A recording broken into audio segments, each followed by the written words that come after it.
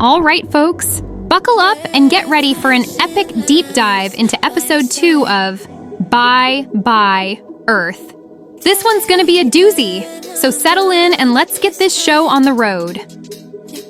We kick things off with our main girl, Belle Lablac, and let me tell you, she's not your average Jane. Picture this.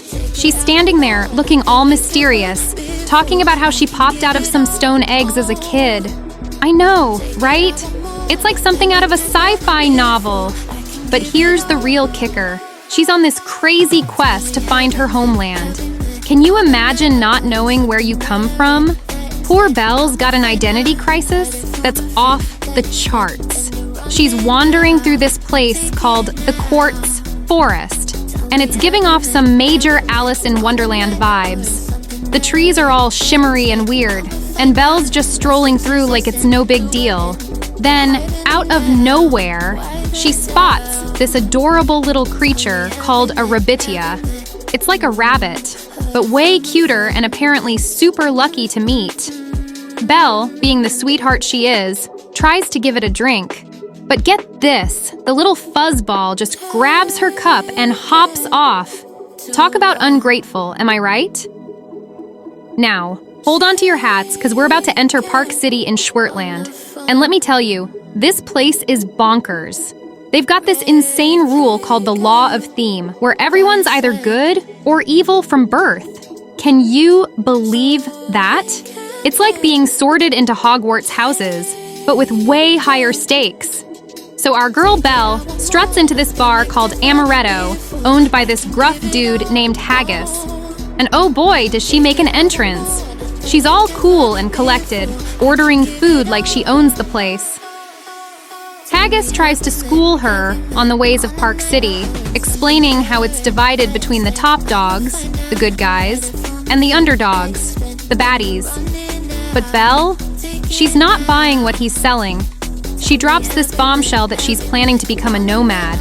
And Haggis is like, "Whoa there, Missy, God won't allow it."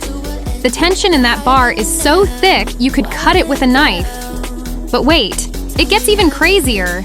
These evil soulists, that's what they call swordsmen here, burst in with this little rabitia kid they caught. They're all hyped up about killing it to make their swords unbeatable. It's some seriously dark stuff, folks. But our girl Belle, she's not about to let that slide. She steps in, cool as a cucumber, and what happens next will blow your mind. Her sword goes all funky on her. It's like it's got a mind of its own and doesn't want to cut anything anymore. Belle's freaking out, wondering if this is some kind of curse. Is this the price she has to pay to become a nomad? The suspense is killing me.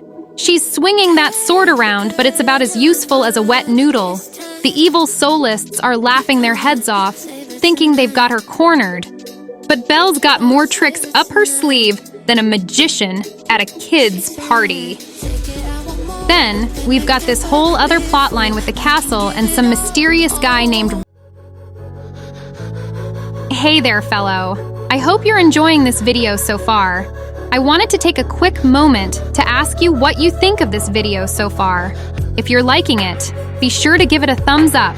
And if you haven't already subscribed to my channel, now's the perfect time to do it. By subscribing, you'll stay up to date on all my latest videos and updates, and you'll get to see even more awesome content. So what are you waiting for? Like, subscribe, thanks for watching. Runding. Belle's trying to remember stuff about her past, but it's all fuzzy. There's this creepy candle-burning ritual, and Belle's memories are all jumbled up. It's like watching a psychological thriller unfold. She's remembering bits and pieces, waiting in a room, someone coming to get her. But it's all so vague. The suspense is killing me. And just when you think things can't get any weirder, bam! This terrifying army of insatiable emptiness shows up out of nowhere. Everyone's running around like headless chickens, scared of becoming shadows. It's like something straight out of a horror movie. People are screaming, doors are slamming, and there's this eerie mist creeping through the streets. Talk about nightmare fuel. But don't worry, because here comes the cavalry. This top-notch soloist named Gaff swoops in to help Belle out. He's all mysterious about Belle's master and gives her this dog tag thing. There's clearly some history here, and I'm dying to know more. Gaff's talking about contracts with the king and personal spells, and it's all so cryptic and cool. Now, buckle up, because we're heading to the grand finale at the Public of Justice. Picture this, a massive hall with 3 theaters forming the crest of Schwertland. In the middle of it all is this insane sword tree, god called Yggdrasil. It's like something out of a fantasy novel. The tree is growing swords instead of leaves, and it's been doing this since the dawn of history. How wild is that? The king shows up, and get this, they've got 2 faces. One top dog, one underdog. Talk about split personality. They're all formal and regal, welcoming Belle into their presence and gods. But here's the weird thing. Belle notices that while the king is looking at her, the tree god Yggdrasil isn't. What's up with that? Is our girl not worthy of the god's attention? Belle's got to do this contract thing to become a nomad, right? She stands there, bold as brass, and declares that she wants to find her roots, to know who she is and where she came from. It's a powerful moment, folks. You can feel the emotion in her voice. But here's the kicker. She has to duel someone from her past, some hotshot champion named Kir Royale whose sword she apparently shattered. The tension is through the roof. The king's all like, everything we are hangs on this duel. And I'm sitting here, biting my nails in anticipation. And that's where we leave off, folks. Belle's about to face her past, figure out her curse, and maybe, just maybe, find out where she belongs.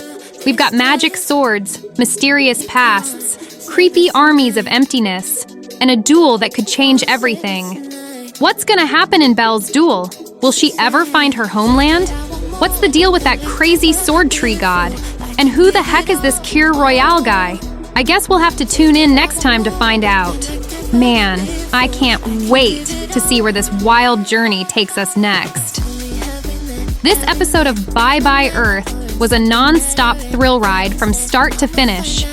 It's got magic, mystery, and enough plot twists to make your head spin. If the rest of the series is anything like this, we're in for one heck of a ride. So grab your popcorn, folks, and stay tuned for the next episode. It's gonna be epic.